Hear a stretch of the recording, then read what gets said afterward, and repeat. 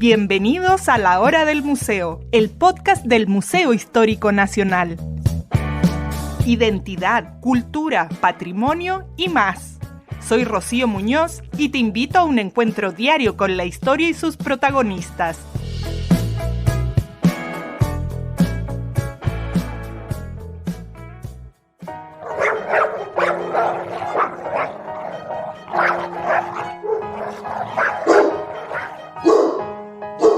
Durante más de 200 años, las crónicas de exploradores que recorrieron Tierra del Fuego documentaron la existencia de una peculiar especie de perro que desafía toda clasificación.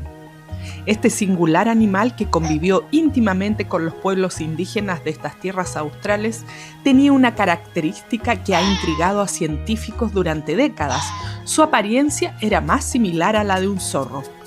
Las ilustraciones y relatos históricos revelan que estos cánidos acompañaron a los pueblos Selknam y Aonikem durante siglos, estableciendo una relación de colaboración y convivencia que trasciende la simple domesticación. Su presencia no solo representa un fascinante ejemplo de la relación entre humanos y animales en el extremo sur de nuestro continente, sino que también plantea interrogantes sobre los procesos de domesticación en las sociedades cazadoras-recolectoras. La desaparición de este animal hacia finales del siglo XIX añade un elemento de urgencia científica a este estudio. Recientemente, un equipo de investigadores logró desentrañar parte de este enigma, identificando la verdadera naturaleza de estos compañeros caninos, y revelan una historia de domesticación única en el registro arqueológico americano. Para desentrañar este y otros misterios, hoy nos acompañan Fabián Jaksic, Premio Nacional de Ciencias, y Sergio Castro, del Centro de Ecología Aplicada de la Universidad Católica, quienes han logrado identificar la verdadera naturaleza de este peculiar cánido.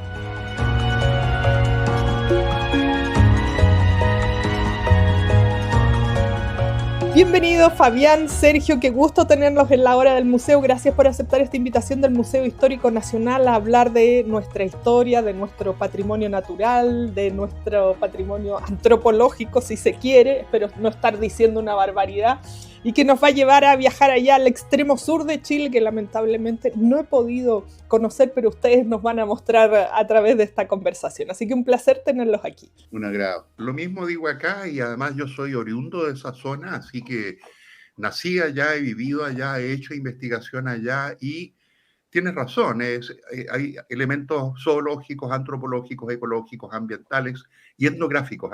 Estamos hablando de una región en que hay una tremenda cantidad de pueblos originarios, la mayor parte de ellos ya casi extintos, a pesar de haber sido recientemente reconocidos como pueblos existentes. Ya no son nativos puros, hay mucha mezcla con chileno, particularmente con chilote, pero la última etnia reconocida es la de los Selknam, que en estos momentos tiene más o menos 1.100 adherentes. Y el tema de los perros fueguinos tiene que ver con esa etnia y con otro par de etnias que están en las islas. Bueno, Fabián, con tu apellido, ya sospechábamos que era de allá por la migración croata que también llegó allá a formar parte de esta fusión cultural. Pero nosotros no acabamos con los Selknam, que conste. No, por supuesto. Fueron otros. Sí, venían de otras partes de Europa. Yo quiero saber, ustedes, ¿cómo se conocieron? ¿Desde cuándo empiezan a trabajar? Y además, nos gusta partir por ese lado más personal. ¿Cómo se fusionan sus disciplinas para llegar a este estudio que yo mencionaba antes de empezar esta conversación, que nos lleva a esto que se publicó hace algún tiempo en una revista científica y que hemos querido abordar el día de hoy, a propósito, ¿no? Que hace poquitos días fue el Día del Perro y que hoy día los perros tienen muchísima importancia en nuestra sociedad del siglo XXI. Te lo resumo, sí. Mira, yo conocí a Fabián siendo estudiante de la carrera de Ciencias Biológicas en la Universidad Católica de Chile. Fabián allá era profesor, estoy hablando del 1887. Claro, ese fue para mí un evento clave, porque tras conocerlo yo tuve sintonía inmediatamente con lo que él trabajaba en ese minuto, que es un problema muy parecido, o más bien relacionado al que estamos conversando esta mañana, que es el tema de las invasiones biológicas. el devenir me llevó a continuar trabajando con Fabián. Hemos trabajado y publicado un par de libros ya en invasiones biológicas, con ambos intereses en historia. Yo, si bien no pertenezco no tengo el privilegio de pertenecer a la región de Magallanes, soy santiaguino, llevo ancestros, obviamente indígenas, como la mayor parte de los chilenos. Entonces, hay un tema ahí que me importa mucho, que es la construcción de nuestra historia de paisaje, nuestra biodiversidad, y cómo nuestra historia de 500 años reciente ha de alguna manera influenciado lo que vemos actualmente como parte del paisaje, como parte de nuestros elementos de biodiversidad. Entonces, como que ha sido natural el mantener nuestro vínculo, y para mí un privilegio, porque Fabián tiene una larga trayectoria en ciencia en Chile, y tiene muchas distinciones, entre ellos el Premio Nacional de Ciencia. Así que no, yo feliz, sí, feliz. Ya, y desde el punto de vista mío, con Sergio hemos interactuado mucho tiempo y estuvimos alejados un tiempo en que él abandonó sus estudios, pero después lo retomó, hizo su doctorado conmigo, me planteó un tema totalmente novedoso que tenía que ver con una de las consecuencias de las invasiones biológicas, que es la homogenización biótica, y hemos hecho mucho trabajo, y yo creo que fue responsabilidad mía el meterlo en el tema de los perros, porque una vez fuimos, hace 2 años ya, ¿no? Sí. A Magallanes, y Sergio quedó encantado con el asunto. De hecho, yo no trabajo en perros, yo soy experto en carnívoros, pero no sé si saben ustedes, pero en Chile es el país con mayor cantidad de perros por persona. Hay un perro Lo cada sospechaba. 5 personas, siendo que el mundo en promedio tiene un perro por cada 10 personas. Estamos hablando de enormes cantidades de perros. Y yo he leído mucho sobre los temas patagónicos. Había leído en varios libros bien antiguos el que los indígenas de Tierra del Fuego tenían un perro que era muy distinto al perro europeo. Y eso nos llevó con Sergio a plantear un mini proyecto que tenía que ver con tratar de identificar si es que, a ver, en toda la Patagonia hay 2 perros nomás conservados. Uno está en un museo en Punta Arenas y el otro está en un museo en Río Grande, en el lado argentino. Y curiosamente, hace pocos años salió un artículo que decía que el perro fueguino que tenían los Selknam no era un perro, era un zorro, ¿ya? Y aquí se complica un poco el asunto, porque cuando llegan los españoles y empiezan a ponerles nombres comunes a los animales, cuando encontraron este perro fueguino, entre comillas, se dieron cuenta que parecía un zorro. Y los españoles, por supuesto, conocían los zorros europeos. Curiosamente, los zorros, entre comillas, que tenemos en Chile están lejanamente emparentados de los zorros europeos. Están más emparentados con los lobos, ¿ya? Y de hecho, ese es uno de los motivos por los cuales nosotros somos muy fijados en la nomenclatura, en donde está la nomenclatura, más bien, ¿cómo decirlo?, la común, de decirle zorro a una cosa que parece zorro, de decirle perdiz a una cosa que parece perdiz, zorzal a una cosa que parece zorzal. Pero nosotros no nos pasa eso. Nosotros distinguimos claramente qué es lo que es un zorro de un perro o un cánido. Y lo que tenemos en todo el hemisferio sur no son zorros, son parientes de los lobos, ¿ya? Y quizás por eso fue, además no sé si ustedes saben, pero culpeo, que es el nombre del zorro colorado, viene del mapudungún, que significa tonto o ingenuo. Y es porque es un... Es lo que menos es un zorro. No, tranquila, los zorros europeos son muy astutos. El zorro chileno, el culpeo, es muy curioso, y por eso los mapuches le decían culpem, porque cuando ve una persona se acerca en vez de alejarse, ¿ya? Entonces no es raro que los indígenas de la Patagonia se les hayan ido acercando estos zorros, entre comillas, al punto de que los semi-domesticaron, ¿ya? Porque para que un animal se llame domesticado es porque está seleccionado artificialmente para estar con la gente, ¿ya? Ahora, la gran diferencia que hay entre los zorros y los perros es que los perros son, arman grupos familiares y le encanta estar con un lote de gente, ¿ya? Y en tanto que los zorros no.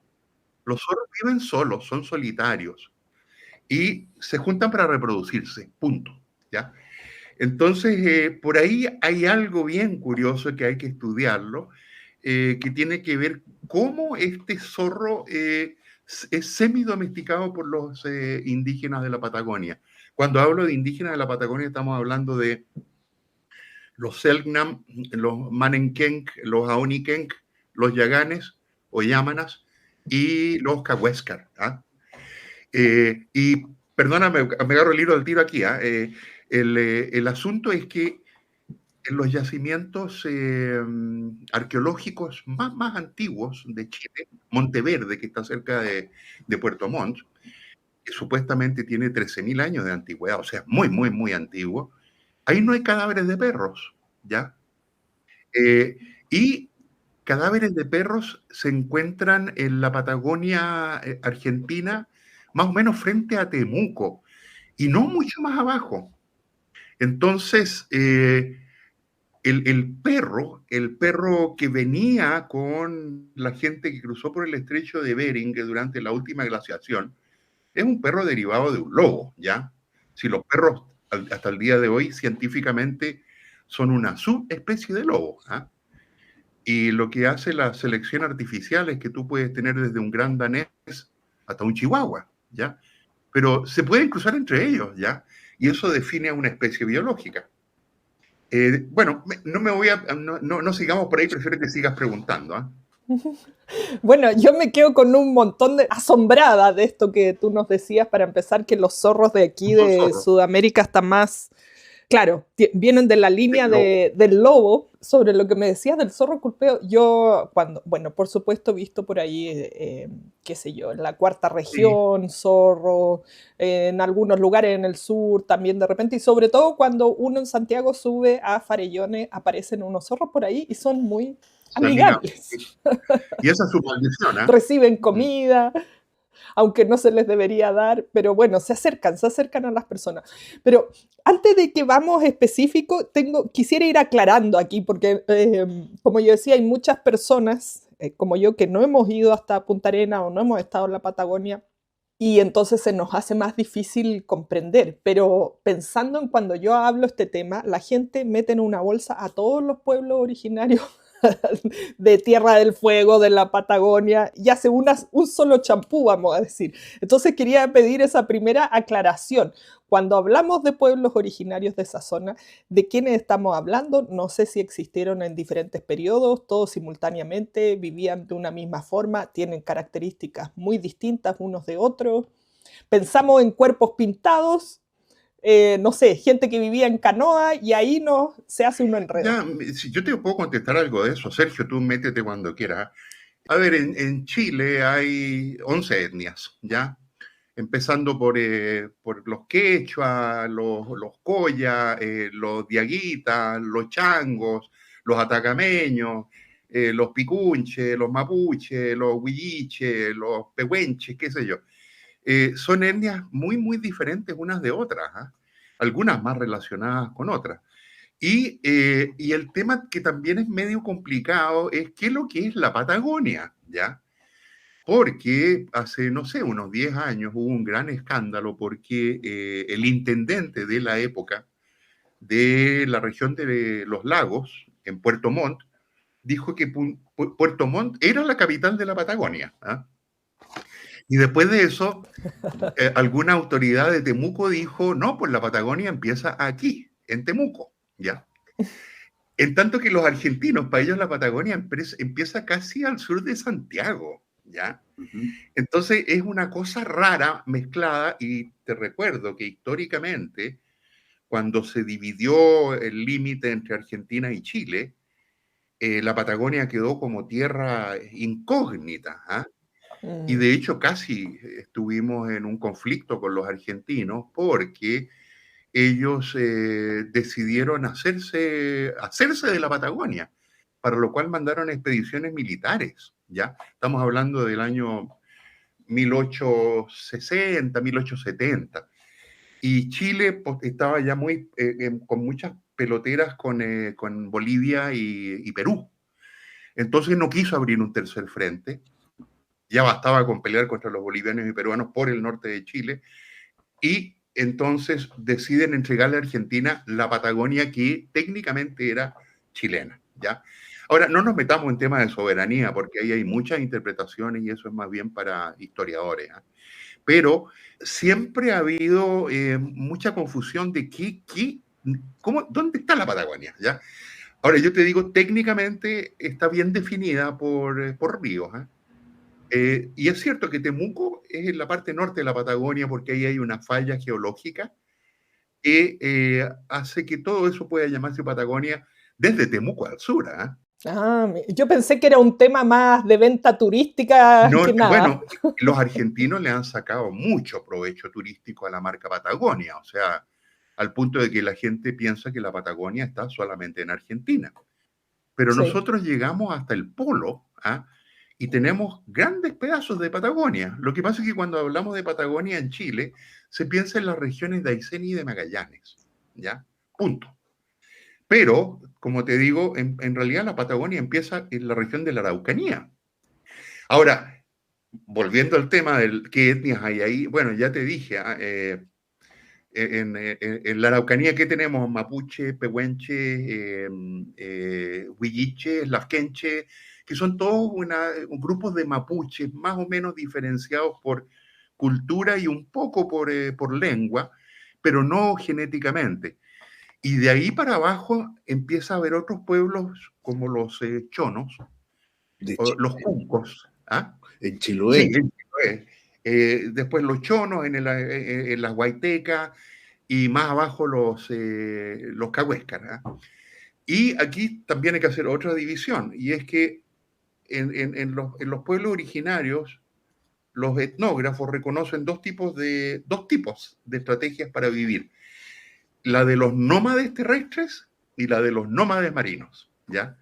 Y lo que tenemos en Aysén y Magallanes y en el sur del archipiélago de Chiloé son nómades marinos.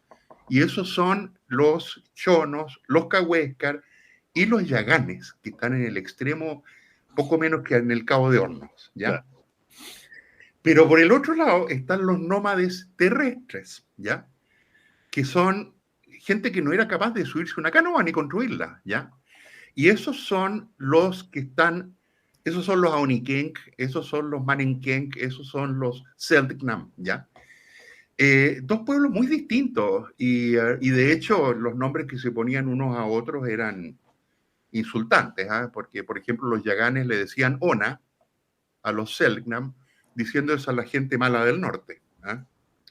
Y a su vez los yaganes se peleaban con los cahuéscar, que decían que tenían malas costumbres. O sea, una pelotera terrible. Lamentablemente, como te dije, ya estos pueblos están, a ver, no voy a insultar a nadie, quedan descendientes, ¿ya? Pero como modo de vida, no quedan nómades terrestres ni nómades marinos, po. Uno no ve un lote de gente en chalupa remando para ir a cazar ballenas, po, ¿ya? Y tampoco ve, aquí los únicos nómades terrestres que conocemos son los gitanos, po.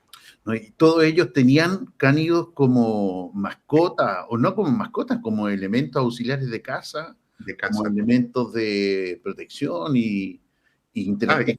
Y de calefacción. También, y de ropa, de indumentaria.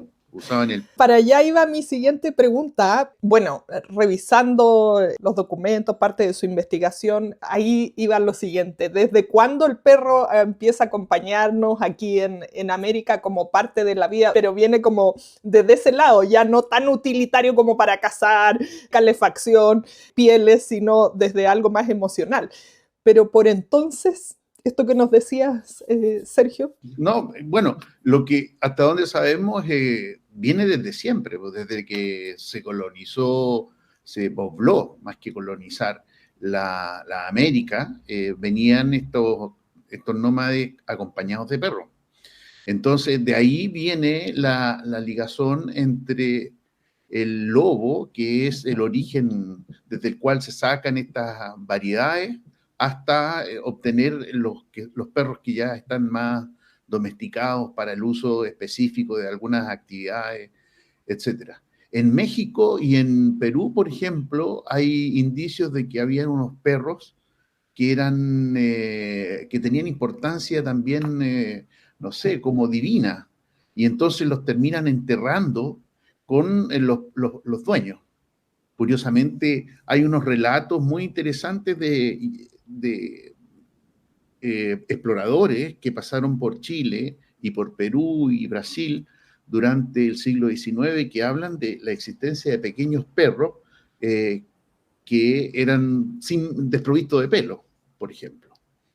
Eso es un perro muy especial y en Perú todavía existe y se ha ido rescatando Así que la presencia de perros o de cánidos asociados al asentamiento humano, al movimiento humano, ha sido permanente hasta el presente. Ahora, la pregunta es: ¿qué es? ¿Es un perro? ¿O es un zorro? ¿Es una mezcla, un híbrido? ¿O es otra cosa? Y todavía esa pregunta está irresuelta. A todo esto, aquí quería pedirle una precisión. ¿Ya no existe este animal o sí es posible verlo en alguna parte? ¿Se En extinguió? México, yo tengo entendido que en México el chihuahueño derivaría de aquel perro que existió. Y en Perú, este perro está recuperado con algún nivel de pureza genética que no es total, pero está aislado y recuperado. Existen algunos ejemplares, no tengo idea de la cantidad, pero existen estos. Hay un perro también que podría haber sido mapuche, del cual tampoco hay registro, se menciona la presencia y la verdad es que muy probablemente se haya desaparecido. Desaparecer quiere decir que pudo haberse extinguido completamente o pudo haberse entremezclado, hibridizado genéticamente con los perros que venían con los colonos españoles. Oye, y yo podría agregar lo siguiente, un hecho anecdótico. El perro de los chonos era un perro muy chiquitito y muy peludo, y debe ser de los pocos casos en que su pelo la convertían en una especie de lana y los chonos usaban una vestimenta con pelo de perro. O sea, eso es totalmente utilitario, ¿eh? Ya. Sí. Por otra parte, los yaganes en particular y los cahuéscar en cierta medida usaban estos perros para atrapar peces, porque se tiraban, digamos, estos zorros, ¿eh? Porque se tiraban al agua y entonces orientaban a los peces hacia donde estaban los indígenas esperándolos con redes, ¿ya? Así que ese es otro uso utilitario. Y cuando hablé de que los usaban como calefacción, no es broma. El clima en esa zona es horrible, entonces cuanto más gente se junta dentro de una ruca, mejor, y si los perros están allí echando calor, mejor también, ¿ya? Y por el otro lado, el de los nómades terrestres, dicen que usaban los perros para cazar guanacos en particular, ¿ya? Y la cultura de los Saunikenk y la de los Selknam y la de los Manikenk es inentendible sin el guanaco, porque, te recuerdo, esos indígenas andaban totalmente desnudos y solamente cubiertos con pieles de guanaco. O sea, el guanaco para ellos era no solo alimento, sino que vestimenta. Entonces, todo eso por el lado de los nómades terrestres y los nómades marinos, bien utilitarios, ¿ya? De ahí que se hayan convertido en mascotas, es otra cosa. Pero eso también fue la maldición que le ocurrió a los famosos perros patagónicos cuando empiezan a llegar los perros europeos. Y ocurre que a los indígenas patagónicos les gustaron estos perros que traían los europeos porque eran más sociables y eran colorinches, tenían manchas, tenían distintos colores. El perro fueguino o el perro patagónico es un zorro, ¿ya? Y los zorros son medio rojizos, medio grisáceos y punto. No existen zorros con manchas. Entonces, Aparentemente a los indígenas les gustaron estos perros manchados que traían los europeos y empezaron a sustituirlos. Además, el perro y el zorro no se entienden, se agreden. Y eso posiblemente haya llevado a la extinción, pero tal como dice Sergio, hay otras alternativas. En biología, nada desaparece. Tú tienes genes reptilianos y de anfibios, y tienes genes incluso de algas verdes azuladas que aparecieron hace 100 millones de años, no 100 millones, 2.000, 3.000 millones de años. Nada desaparece, ¿ya? Se diluye, ¿ya? Nosotros somos paquetes distintos de genes nomás, ¿ya? En ese sentido, nosotros no tenemos, te digo, es solamente el costo el que nos impide resucitar un dinosaurio. Podríamos. Eso no es ningún problema. Es muy costoso. Y podríamos recuperar el famoso perro patagónico que en realidad era un zorro, haciendo mezclas y mezclas y mezclas durante mucho tiempo, eso sí. Domesticar zorros en Rusia tomó 100 años, ¿ya? Ya sí los han domesticado. Sí. Bueno, los rusos son capaces de cualquier cosa. No, pero no tienen gracia los zorros domesticados porque son solitarios, po.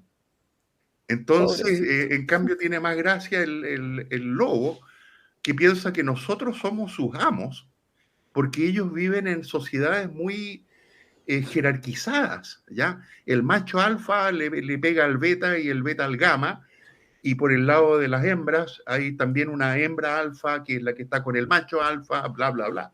Son muy jerárquicos. Los zorros no, son individualistas. Bueno, a veces los humanos somos así también. ¿Sí?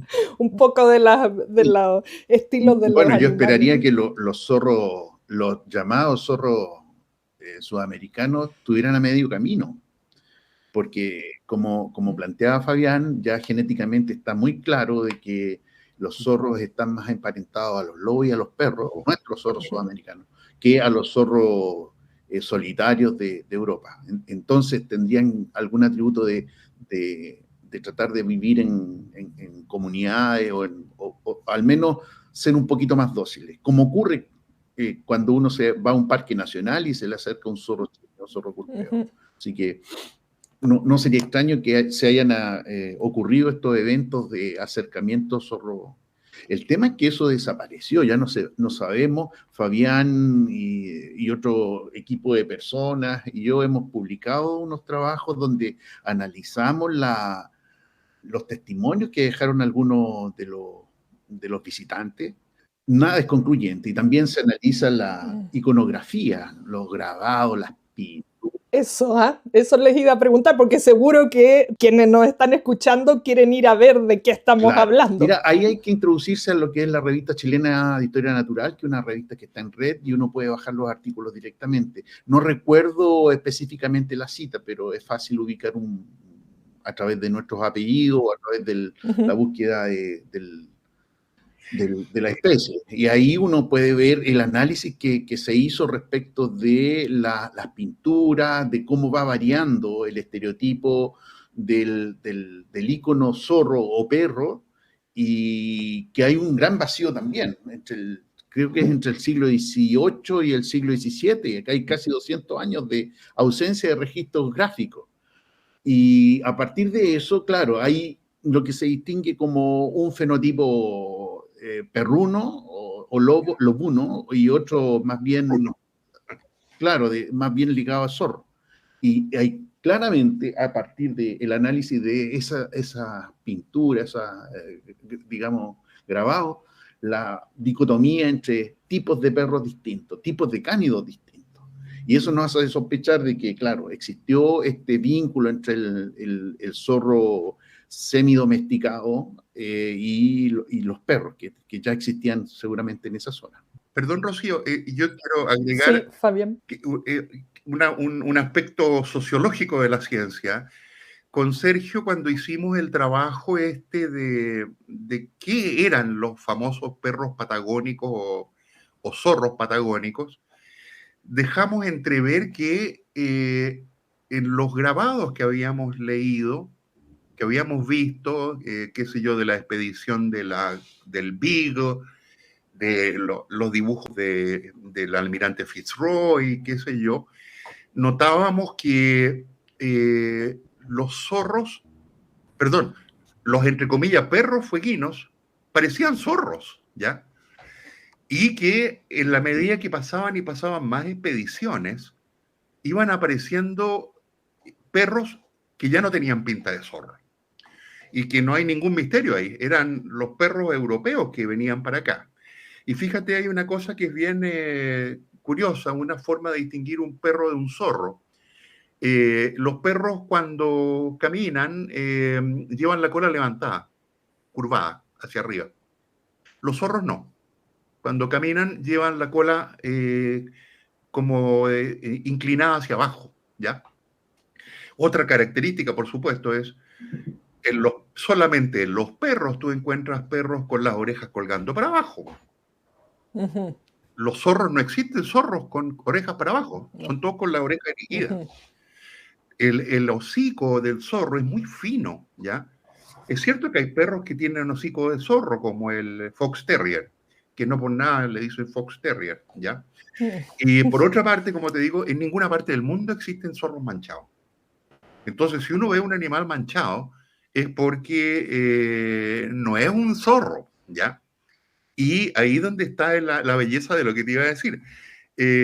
Un historiador de Magallanes leyó nuestro artículo y nos contactó y nos dijo, oiga, ustedes dicen que en el tiempo aparecen cada vez más perros, digamos, de distintos colores, con las orejas para abajo, qué sé yo, y cada vez se parecen menos a los zorros.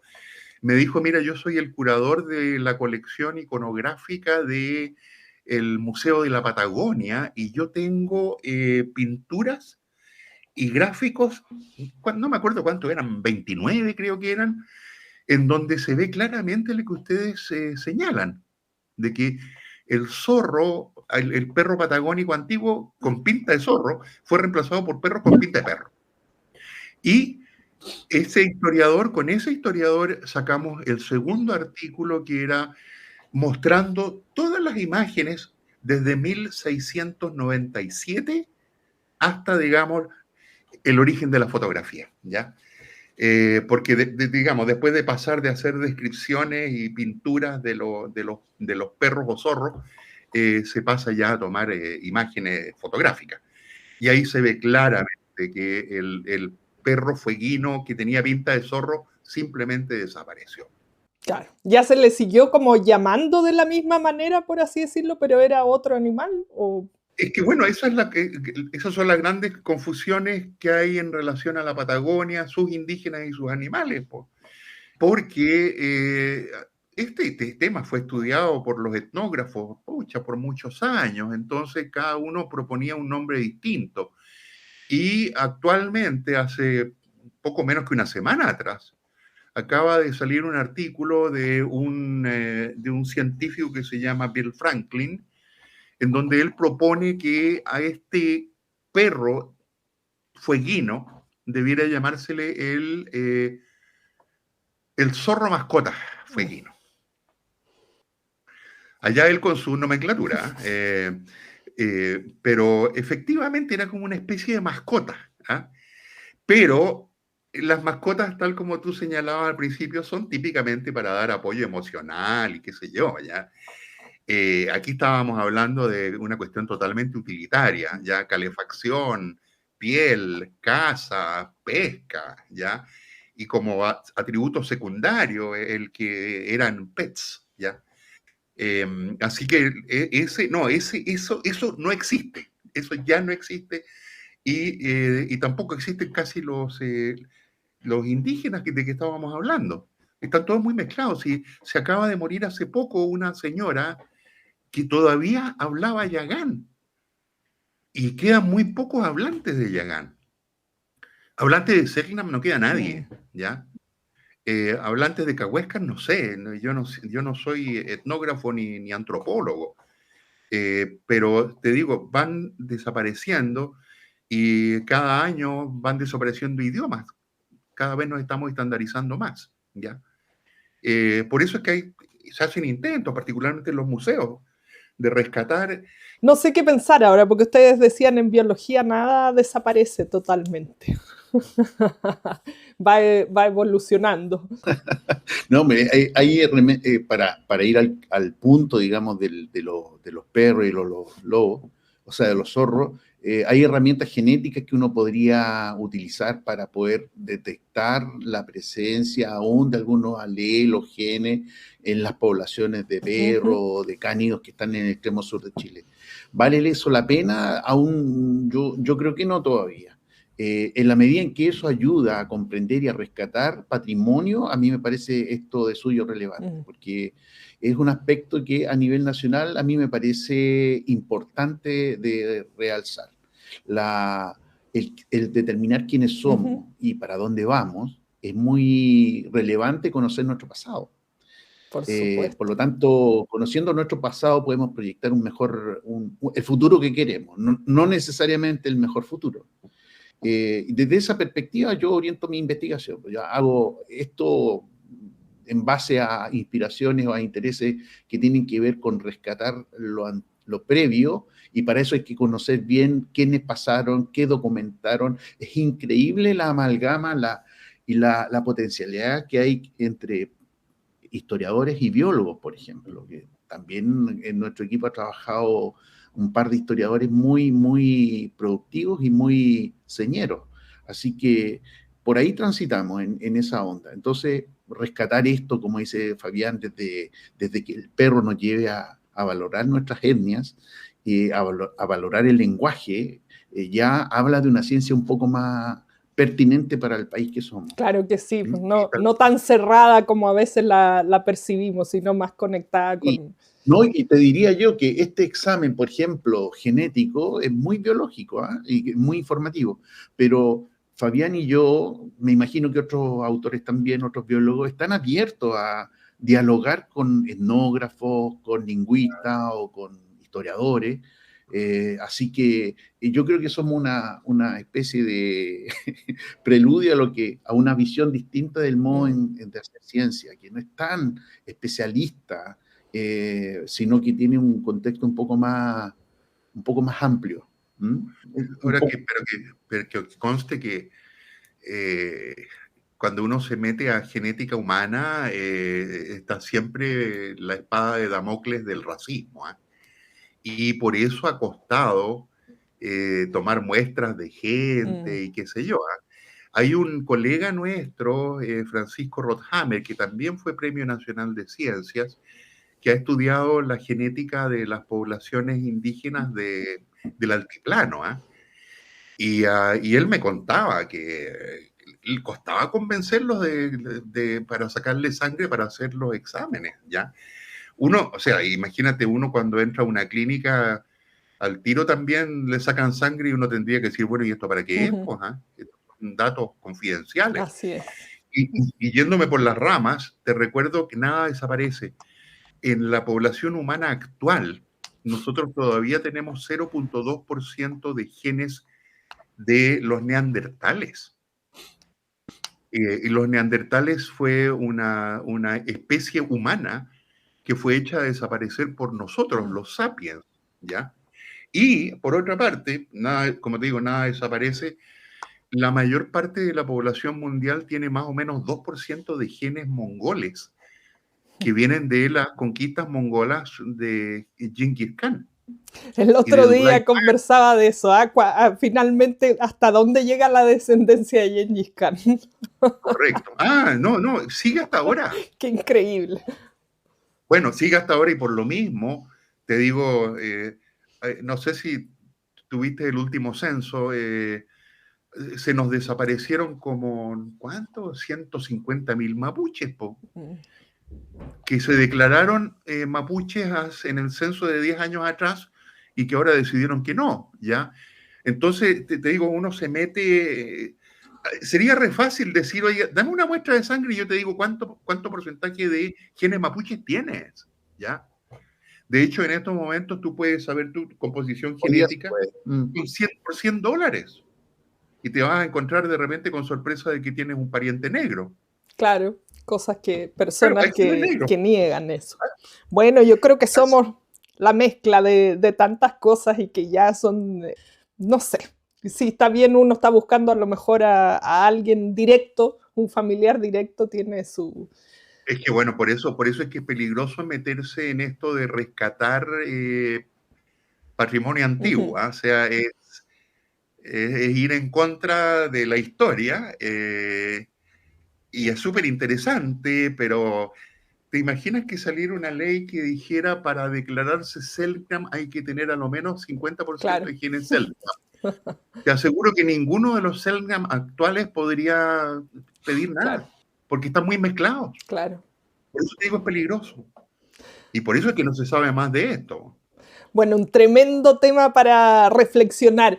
Fabián, Sergio, yo me quedo con un montón de preguntas, pero ya estamos sobre la hora. La invitación es justamente la que hacían ustedes, ¿no? A revisar el artículo en la revista que ustedes mencionaban. Pueden buscarlo ahí en la prensa, también han salido algunas cosas. Y para poder ver esas imágenes que decíamos, para quienes se queden la duda de cómo se veía este zorro o perro fueguino. Así que muy agradecida de ustedes de que hayan compartido parte de su investigación con nosotros y sobre todo que nos dejan pensando muchas cosas. Muy amable. Gracias a ti, Rocío, y aprovecho a despedirme de Sergio. Ya nos encontraremos. Sí, pronto. Bueno, gracias, Rocío, un placer.